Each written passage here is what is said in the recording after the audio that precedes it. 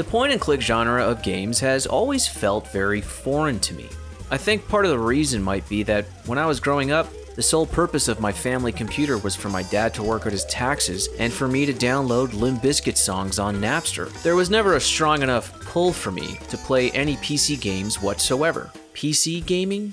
We've all dabbled in a little solitaire and Minesweeper here and there, but video games were a thing that you sat in front of on a CRT television to play. The extent of my childhood PC gaming was playing Mixed Up Mother Goose at my cousin's house. In 1998, when the family DOS computer was finally updated to an IBM Aptiva computer, my PC gaming experience was enhanced with Monster Maker Ultra Edition, a bargain bin game that I picked up from the Sears factory warehouse. It was, I might add, a fun and imaginative game. But prior to 1998, the original PlayStation occupied all my time, so PC gaming wasn't even on my radar. Sure, I owned Mario Paint and loved to death the little mouse it came with.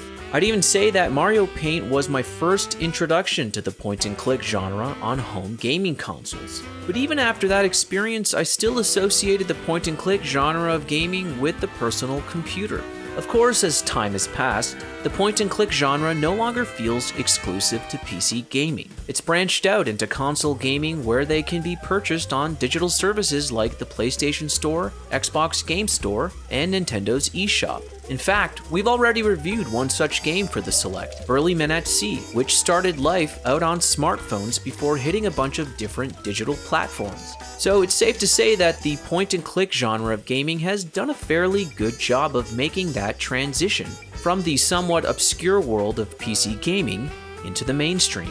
The point-and-click genre has been something that I've noticed coming up more and more often on digital game stores in recent years. Browsing on a summer sale on the PlayStation Store and being met with a thumbnail of the game titled Armikrog, I was instantly intrigued by this game specifically for its claymation art direction. And after watching the trailer and seeing this point-and-click adventure game in action, that was more than enough for me to jump in with a blind buy and start my journey in this point-and-click adventure.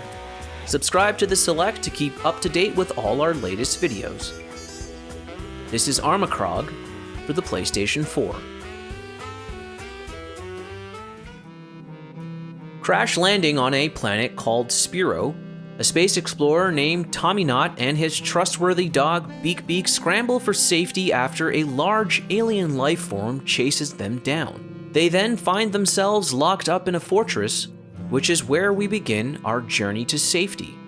From its opening scene, the game's visual style, which is bright and colorful and draws from the history of claymation, is attention-grabbing. The look of Armikrog may feel familiar to some, and reasons for that stem from the fact that Armikrog's characters and world were designed by Doug TenNapel, who is the creator of Earthworm Jim for the Sega Genesis and Super Nintendo. It was also developed by the creators of The Neverhood, Ed Schofield and Mike Dietz, another point-and-click game released in 1996 for Microsoft Windows. The gameplay of Armikrog can be broken down into three styles. First, you have your full-frame adventure where you can see Tommy Knot and Beak Beak walk their way through the environment as you point and click around the screen with your purple cursor. You'll arrive to sections of the game where you'll have to puzzle your way around locations by pushing objects, riding a wall roller coaster, and walk around in a giant stone hamster wheel to reach new locations. It's these moments in the game that make it feel particularly rewarding. Seeing both characters walk around in these environments and interacting with objects as you point and click really feel like the high point in Armikrog. If one were to walk into the room where you were playing Armikrog from this perspective, they might even think that you were watching a claymation movie. It looks that good on a TV, and the animations are very fluid. In between navigating around the world of Armikrog, you'll encounter moments where you'll play as Beak Beak in a color-blind world where only he can get to and see things that only he can see. Usually, these Beak Beak interludes lead to discovering pictures or symbols to a puzzle that, once returning to play as Tommy Knot, you'll then be able to solve a puzzle to progress further in the game. And finally, while making your way to certain waypoints, the gameplay of Armikrog then involves puzzle solving. These sections take up a close-up angle, and first-person perspective, where you'll solve puzzles by moving objects, shapes, or symbols around. Kind of like Burly Men at Sea, Armikrog for the PS4 utilizes the controller's touchpad to point and click around the screen. But after trying to play Armikrog in this way a few times, I very quickly migrated back to the analog stick. The touchpad didn't feel to me personally at all responsive enough to play the whole game in this way, though the alternative control option is a nice accessibility option for those who might find it easier to use than the thumbsticks. So there is a decent variety of gameplay in Armikrog. The game is full of puzzles, and they happen quite often, so be prepared to put on your thinking cap. On paper, this all sounds well and fine, but going through this journey can tend to feel a bit torturous and drawn out. The puzzles are a bit finicky at times, and are unfortunately not very intuitive. On the one hand, there are some puzzles that will feel very similar, so they become easy and almost a little bit repetitive. On the other hand, there will be other puzzles that feel out of place. They just don't seem to be very forgiving or very instinctual. The structure of a small percentage of these puzzles find themselves to be based in memory. You'll have to try to remember things that you see in a certain section of the game, then 3 minutes later, have to identify those visuals in where you're supposed to solve the puzzle. For something that visually comes off as cute and casual, this is a rather tough puzzle game at times. There is a lot of trial and error in the close-up angle puzzles, and some of them do feel a bit long to solve. It will make you start to really miss seeing Tommyknot and Beak walking around in these environments in the third person. The best parts of Armikrog shine through when we can see these levels in their entirety and the characters interacting with them. These puzzle sections sort of take away from that. If you're a patient gamer and not in a rush to Rambo your way through a game, eventually you'll become accustomed to the vocabulary of Armikrog, but will still wish that you were solving most of the game's puzzles in the third-person perspective.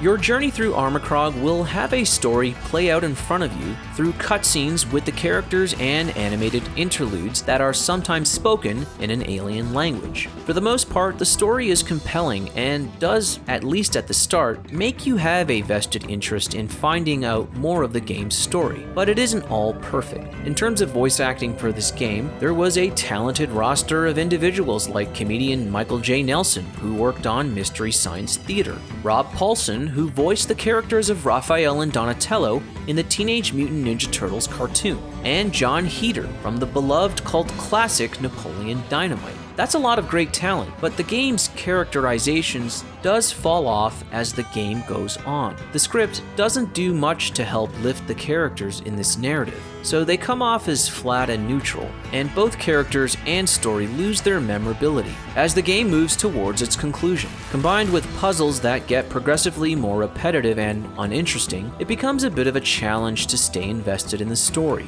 The game's incredibly impressive visuals from beginning to end help pick up the game when the story begins to dip. It does do a great job of creating a world that has personality in this claymation style. It's a beautiful looking point and click game that if you do play a second time, you will enjoy it a lot more, having gone through the puzzles and experiences the first time around. Dare I say, this may be a good game to sit down beside a friend and figure things out together where you could share the controller back and forth. It does feel a bit unfortunate that something that starts out with such a strong promise slowly evolves into very monotonous gameplay. Armikrog does have a lot going for it in terms of narrative, but it feels safe to say that Armikrog's world building is more style over substance, and for some that may be just enough, but for others, especially when given the immense talent behind this game, the thin characters can be viewed as a missed opportunity.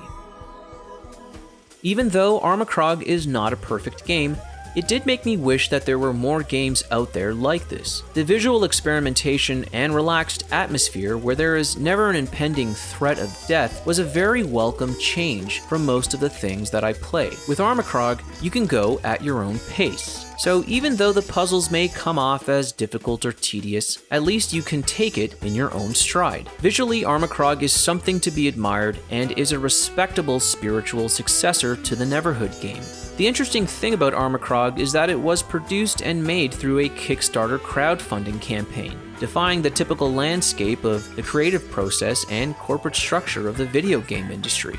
Crowdfunding campaigns for video games in the last few years has helped indie devs bring their concepts to life with a more personal relationship with their fan base. Something that is a very welcome structure, in my opinion, in the creative process of game making. Thank you for watching this episode of The Select. If you like what you've seen and heard, give us a like and subscribe. This is Dusty Maxwell, and we'll see you on the next one.